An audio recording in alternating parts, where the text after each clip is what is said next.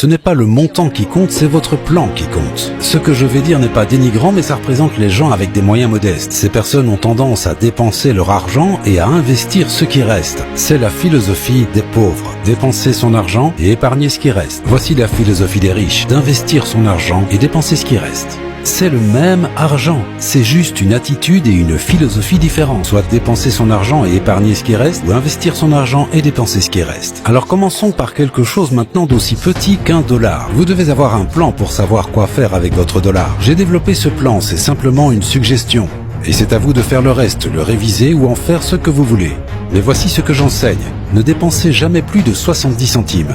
Vous devez choisir un montant, un chiffre, c'est le meilleur que j'ai pu trouver.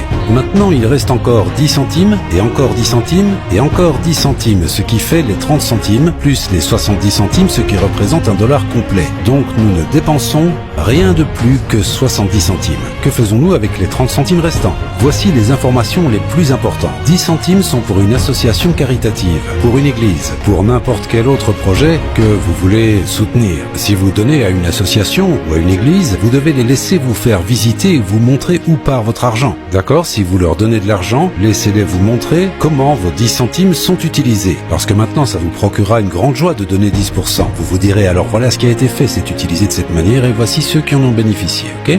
Les 10 centimes suivants sont appelés l'utilisation du capital.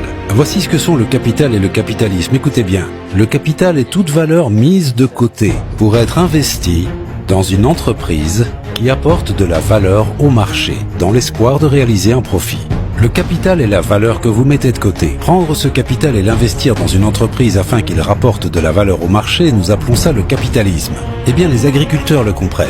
Voici ce que sont les semences de maïs, c'est du capital. Les semences de maïs, c'est les graines que vous avez mises de côté pour être plantées dans le sol, arrosées en été, dans l'espoir d'avoir un profit et une récolte en automne. Donc l'agriculteur met de côté des graines de maïs. Question, laisserait-il sa famille les manger?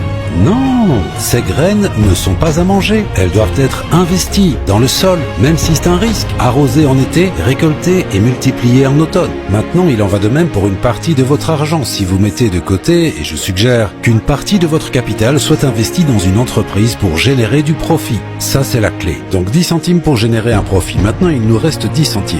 Ces 10 centimes que vous investissez en laissant quelqu'un d'autre les utiliser. Ça, c'est le capital actif, où vous vous engagez dans une entreprise qui réalise un profit. Les autres 10 centimes sont pour le capital passif, où vous laissez quelqu'un utiliser ces 10 centimes pour chacun des dollars. Vous les mettez à la banque qui vous paie des intérêts, il les utilise et vous paie pour l'accès à cet argent. C'est ce qu'on appelle le capital passif. Donc il y a le capital actif et passif. Peut-être que vous investissez dans une action, éventuellement si vous avez assez d'argent. Et l'action vous verse des dividendes et il peut aussi y avoir une augmentation de la valeur de l'action. Donc c'est la petite formule que j'ai élaborée, 70, 10, 10 et 10.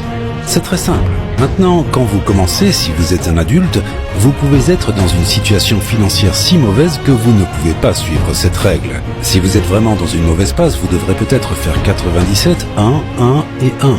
Parce que vous avez besoin de ça pour payer vos factures.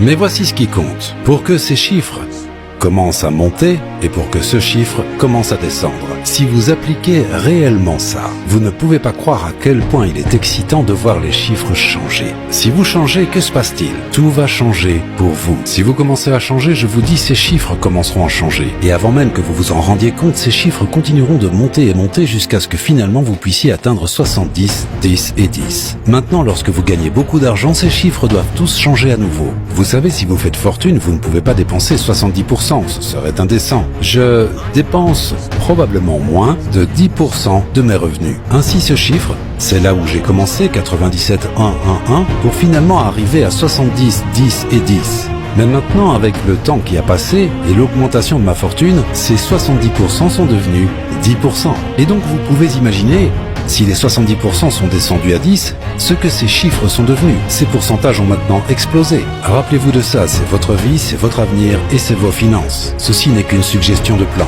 Vous pouvez le détruire et en développer un autre. Je suis juste ici pour vous inspirer. Je suis ici pour stimuler votre esprit, pour vous faire réfléchir.